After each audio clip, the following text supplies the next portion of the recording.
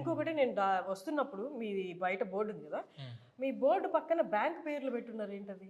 అవన్నీ కూడా మనం టైఅప్ అయిన బ్యాంక్స్ మేడం.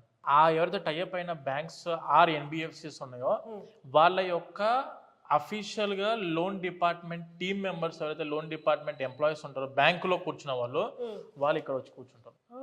ఈ ఆఫీస్ లోనే వాళ్ళు అందుబాటులో ఉంటారు. ఏ ఒక్క స్టూడెంట్ అయినా ఎడ్యుకేషన్ లోన్ కావాలి అని చెప్పి అబ్రాడ్ కి వెళ్ళి మాస్టర్స్ చదువుకునేటప్పుడు, అంటే ప్రతి ఒక్క పేరెంట్ కైనా ప్రతి ఒక్క స్టూడెంట్ కైనా బయట కంట్రీకి వెళ్లే ముందు వాళ్ళ ఫస్ట్ టాస్క్ ఏంటంటే ఫైనాన్షియల్ బడ్జెట్ మనం ఎంత పెట్టుకోవాలా, ఇది మన దగ్గర నుంచి అవుద్దా లేదా, చేయలేమనుకుని చాలా మంది స్టూడెంట్స్ వెళ్దామని బాగా ఇంట్రెస్ట్ ఉన్నా కూడా డబ్బులు కొంచెం ఇబ్బంది అయ్యి ఏంటంటే బ్యాక్ స్టెప్ వేస్తున్నారు. ఇక్కడ ఏంటంటే మనం దాన్ని ఫస్ట్ స్టెప్ లోనే మన ఆఫీస్కి ఎంటర్ అయ్యేటప్పుడే గ్రౌండ్ ఫ్లోర్లో దీనికి ఒక ఆన్సర్ ఇస్తాం మేడం. ఒక పేరెంట్ రాగానే ముందు మనం కల్పించేది బ్యాంక్ ఎంప్లాయీస్ని కల్పిస్తాం డైరెక్ట్గా. మన టీం ఉంటారు వాళ్ళకి హెల్ప్ చేయడానికి. అండ్ వీళ్ళందరూ ఏంటంటే మనం అరౌండ్ ఒక 25 నేషనలైజ్డ్ బ్యాంక్స్ అండ్ ఎన్బిఎఫ్సిస్ తో టైఅప్ అయినాం.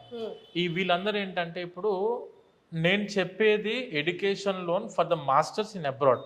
ఈ ఎడ్యుకేషన్ లోన్ లో not only for the university fees, ఈ ఎడ్యుకేషన్ లోన్ కవర్ అయ్యేది వచ్చేసి యూనివర్సిటీ ఫీజు కవర్ అవుతుంది, తర్వాత ఫుడ్ అండ్ అకామిడేషన్ కి కవర్ అవుతుంది, దానితో పాటు ఫ్లైట్ టికెట్ ఖర్చులకు కవర్ అవుతుంది, అండ్ దానితో పాటు బుక్స్, స్టేషనరీ, లేదంటే ల్యాప్టాప్, లేకుంటే పర్సనల్ ఎక్స్పెన్సెస్ ఏవైనా కూడా కవర్ అవుతాయి.